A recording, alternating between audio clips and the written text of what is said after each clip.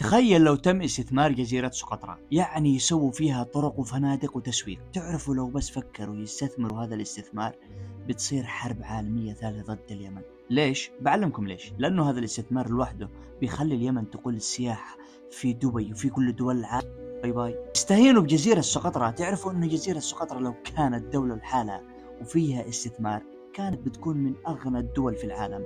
طيب ما عليكم من سقطرى، ركزوا معي على الخريطة. شوفوا وين اليمن وين جيبوتي. تخيلوا تم بناء جسر من اليمن إلى جيبوتي. تعرف إيش معنى هذا الكلام؟ معناته تم ربط الشرق الأوسط بأفريقيا. قسما بالله إنه لا توقع لكم تجارة تغني ابنك رقم 14. تخيل تعمل نقطة تفتيش بهذا الجسر وتطلب الله. اليمنيين بيكونوا يطلعوا أمريكا وأمريكا تكون تدفع لنا حق إقامة عشان نعيش عندهم. خلوكم من الجسر وتعالوا للنفط في مارب وشبوه وحضرموت. تخيلوا إنه كنا ننتج 450 ألف برميل نفط يوميا، حاليا ننتج 450 ألف برميل شموقات. والله ما أدري بادلتوا النفط بالشموقات ولا كيف. رجال من كثر النفط اللي في اليمن نقدر نفتح كافيهات نفط، كوب نفط ب5 ريال. طيب ما علينا من النفط، تعالوا للسياحة في اليمن.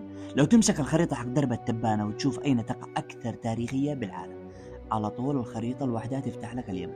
تخيلوا بس ضبطوا الطيران والسياحة وباصات برية تودي السياح من مكان لمكان.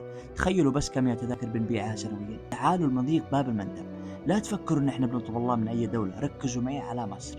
تخيلوا انهم عملوا قناة السويس عشان يطلبوا الله، لكن تعرفوا ان المشكلة انه لازم يمروا من مضيق باب المندب. اي بضاعة تدخل ويجيبوها لازم تعبر من عندنا. يا رجال تخيلوا انه 21 ألف ناقلة بحرية كل سنة تمر من عندنا. يعني تخيل تجي ناقلة تدخل البضاعة من مضيق باب المندب، تقول له ما بش دخله، جيب $1,000,000 ودخلت. بيرجم البضاعة بالبحر ويتروح. تم يجنون يرجع يدور ويلف القارب أكمله عشان يوصل البضاعة. والله أرجم بخري ولا أمشي وأدبر لي مليون. هذا غير الذهب الموجود بالأراضي اليمنية. يا رجال عندنا باليمن لو تشوف أحد اغتنى فجأة على طول يقولوا لك حصل كنز. ما يفكروا انه وقع تاجر او اشتغل، لا حصل كنز، ويطلع من صدقه حصل كنز. سوي لايك ومتابعة واكسبلور واضغط على المفضلة وكمل الفيديو. انا الحين لو اشتري جهاز حق استخراج الكنوز واروح لليمن بعمل لفة على حقنا الحال وبيجي الليل وقد نلحفر، ايش معك يا وليد؟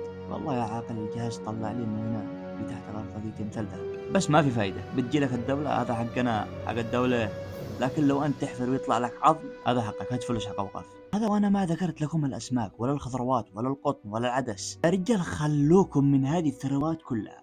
تذكروا لما كنا ندرس بالابتدائي وكانوا الإصلاح كل يوم يدخلوا للمدارس عشان تبرعات لفلسطين، ويجيبوا لنا ظروف وتخرج من المدرسة وفي تبرعات بالجامعة لفلسطين، وتدرس ابتدائي وإعدادي وثانوي وتتخرج، وهذوك التبرعات لفلسطين موجودة كل أسبوع. وفي صناديق كل مستشفى تبرعات لفلسطين، وفي صناديق في كل مدرسة تبرعات لفلسطين. وتآمنوا بالله إن فلوسي حقي لوحدي ومالي دخل من 30 مليون كلهم الباقي لو تجمعت ووصلت لفلسطين من صدق انه قد تحررت فلسطين. يا رجال جلس وزني 14 من الابتدائية للثانوية، كنت تحرم روحي الاكل عشان اتبرع لفلسطين. يا عيال الذين وانا البيس ما قدرت ارقد امس، جالس افكر بحق البيس لو جمعتها ان الامريكيين مقتربين عندي. خلونا نجي للايادي العاملة. بيوم من الايام ودينا ابن اخو صاحبي المدرسة وجينا ناخذه بالراحة، جينا ندور نلف وندور الا واحنا نشوفه جالس هو مجموعة يخبزوا اسمنت، يعني يصلحوا الاسمنت ويعمروا الفصل. قال لك يا جني مو تعملوا عندكم؟ والله قال ثين نصلح الفصل، عندنا حصة عمارة. عمره 6 سنين قالوا لي يعمر. والله لو ننوي الشعب اليمني نبني دولة دور ثاني لا نبنيها بشهرين. وجه الواحد اللي ما خرجش من البيت طول حياته يعرف يحمل بلوك. حرام ان عاد انا ما خرجت اللي بقلبي، شكلي بعمل 7 أجزاء.